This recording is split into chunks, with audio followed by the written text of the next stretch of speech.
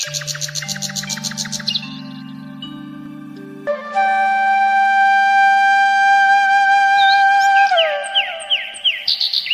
Video अच्छा लगे तो लाइक सब्सक्राइब जरूर करना, क्योंकि बहुत मज़ेदार वीडियो बना रहे हैं हम लोग। वीडियो को मज़ा पूरा देखो।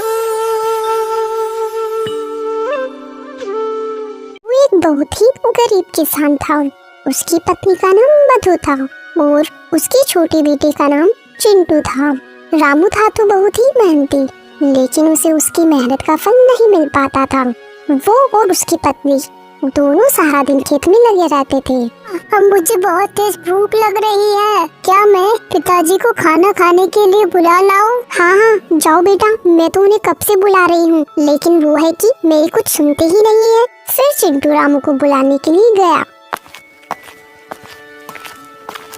पिताजी, आप जल्दी से खाना खाने चलो ना, आप कब से काम ही कर रहे हो, मुझे बहुत भूख लग रही है। फिर रामू अपने बेटी चिंटू के साथ अपनी पत्नी के पास चला गया और उसकी पत्नी ने सबके लिए खाना परोसा और वो सब खाना खाने लगे। भगवान से इस बार यही प्रार्थना है कि ठीक से बारिश हो, वरना बहुत दिक्कत हो जाएगी। पिछले साल ठीक से बारिश न होने के कारण अपनी मेहनत बर्बाद हो गई थी। बस भगवान इस बार ऐसा बिल्कुल नहीं हो। इस बार रामू ने मधु के सारे गहने बेचकर खेत के लिए बीज और खाद खरीदे थे।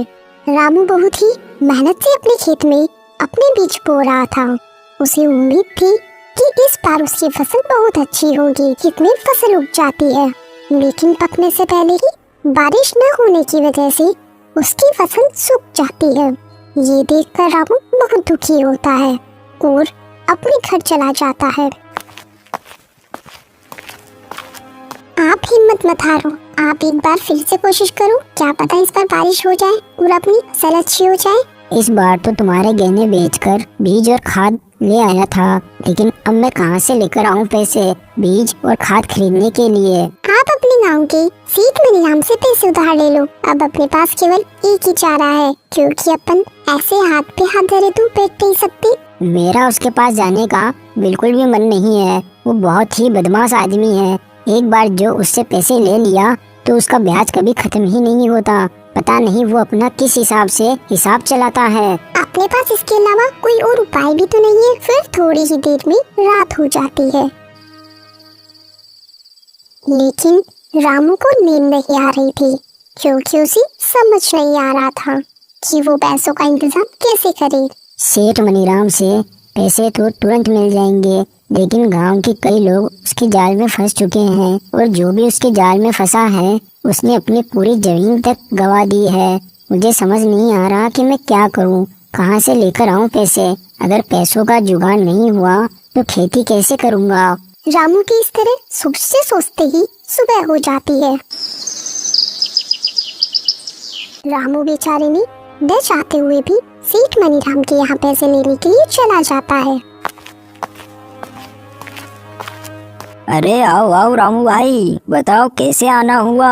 सेठ जी, मुझे वो कुछ पैसों की जरूरत थी नए बीज और खाद लाने के लिए। अरे तो इसमें इतना डरने वाली कौन सी बात है? हम तो बैठे ही पैसे देने के लिए हैं। हम तो जरूरतमंद लोगों की सेवा ही करते हैं। पता है रामू, ये जीना भी क्या जीना है। अगर आप किसी की मदद ना करो तो मैं तो भगवान का शुक्रिया अदा करता हूँ। मुझ जैसे इंसान को भगवान ने तुम लोगों की सेवा करने के लिए चुना।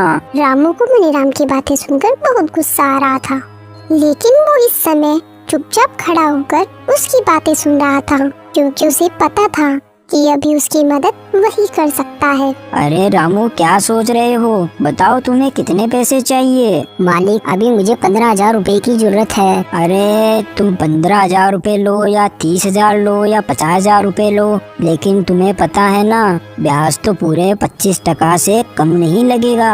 रामू मजबूर था, इसलिए उसने सेठ से पैसे लिए और वहाँ से चला गया। चालू आदमी कहीं का 25% ब्याज ले रहा है और ऊपर से बोल रहा है कि समाज सेवा कर रहा हूँ। लेकिन दुख तो इसी बात का है कि भगवान भी ऐसे लोगों की ही मदद करते हैं। हम जैसे लोग तो इधर उधर की ठोकरें ही खाते हैं। फिर रामू बीज और खाद लेकर अपने घर चला जाता है। फिर अगले दिन सुबह होने पर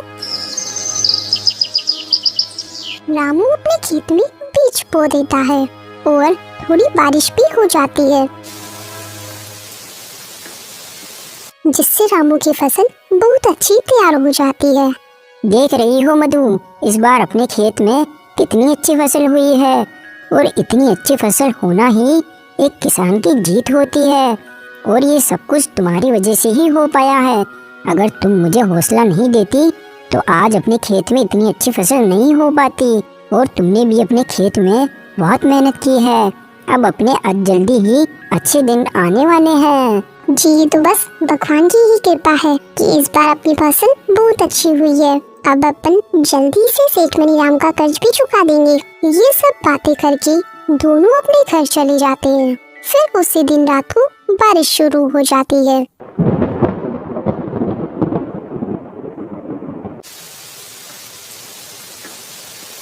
पूरी रात बहुत तेज बारिश होती है। सुबह होने पर भी बारिश रुकने का नाम नहीं ले रही थी।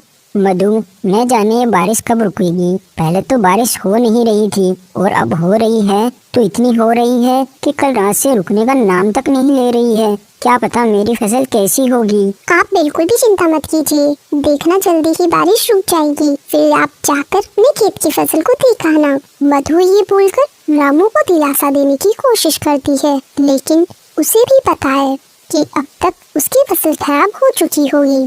फिर ऐसे ही 5 दिन तक बारिश रुकने का नाम नहीं लेती। 5 दिन बाद जब बारिश रुकती है तो रामू सुबह जल्दी ही अपने खेतों की ओर अपनी फसल को देखने के लिए निकल जाता है। रामू वहां जाकर अपनी फसल को बर्बाद देखकर रोने लगता है। हे भगवान, आप ये कैसा न्याय कर रहे हो। पहले तो एक बूंद बारिश नहीं हो रही थी और अब हुई तो 5 दिन बाद रुकी, जिससे हमारी सारी फसल खराब हो गई। अब मैं अपना कर्जा कैसे चुकाऊंगा। अगर सेठ मनीराम को समय से पैसे नहीं दिया तो वो मेरा खेत भी हड़प लेगा। रामू वहाँ से रोता हुआ अपने घर आ रहा था कि तभी रास्ते में उसका एक्सीडेंट हो जाता है, तो उसे गांव के अस्पताल में ले जाया जाता है। सुनिए जी, आप बिल्कुल भी चिंता मत कीजिए, मैं हूँ ना, मैं सब संभाल लूंगी। आप सिर्फ अपना ख्याल रखिए। आपका साथ होना भी मेरे लिए बहुत है, आप बस मेरा साथ मत छोड़ना। मधु सेठ मनीराम के यहाँ जाकर उससे पैसों की भीख मांगती है।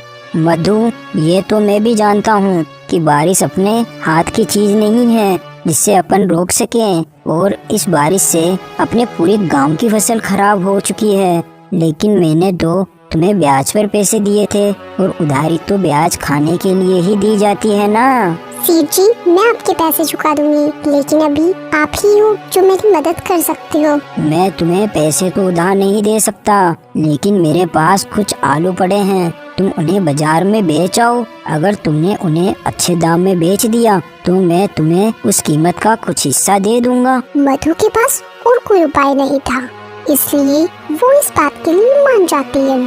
तो सेठ अपने आदमियों के साथ आलू की बोरियां मधु के यहाँ बेच देता है। लेकिन मधु जैसे ही आलू को देखती है तो वो हैरान हो जाती है। ये सारे आलू तो सड़े हुए हैं, ये आलू कौन बाजार में खरीदेगा। अरे मधु, तुम इतना भी नहीं समझती हो कि जब बारिश आने से हमारी फसल बर्बाद हुई है तो सेठ मनीराम की फसल कैसे बच सकती है। सेठ बहुत चालू आदमी है, उसके सारे आलू सड़ चुके थे, इसलिए उसने ये सारे आलू तुम्हें दे दिए ताकि वो अपने ऊपर और कर्जा चढ़ा सके। लेकिन कुछ भी हो जाए, मुझे आलू को बाजार में बेचना ही पड़ेगा।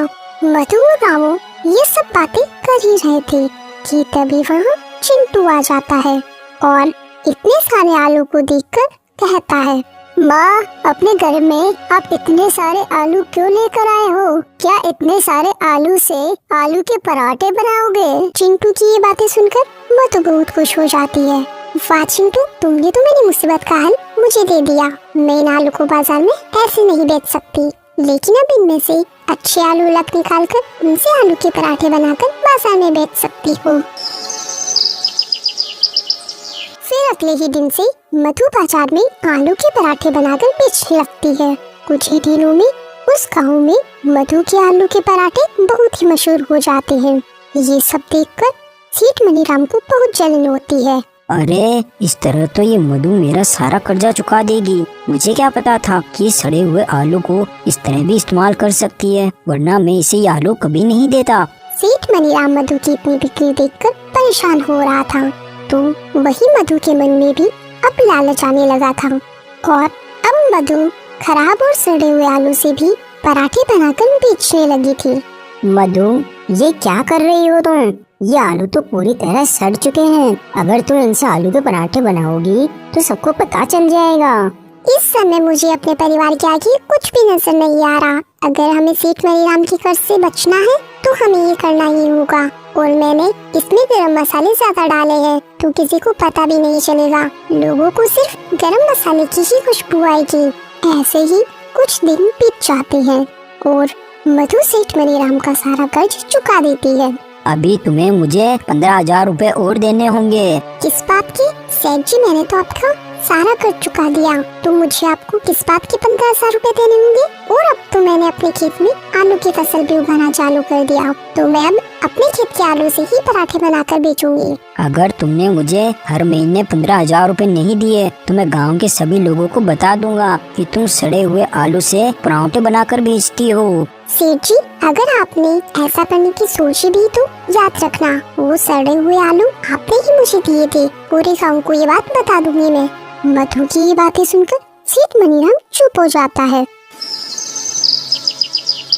ऐसे ही कुछ दिनों में रामू भी बिल्कुल ठीक हो चुका था और उन्होंने अपने खेत में पानी की समस्या से बचने के लिए कुआं भी खुदवा लिया था। और अब वो दोनों पति पत्नी अपने खेत में आलू की फसल उगाया करते थे। रामू आलूओं को बाजार में बेचा करता था और जैसे ही आलू खराब होने लगते तो मधु उनसे आलू के पराठे बनाकर बेचा करती थी। कुछ दिनों बाद सेठ मनीराम गांव के कुछ लोगों को बहला फुसलाकर रामू के यहाँ लेकर जाता है।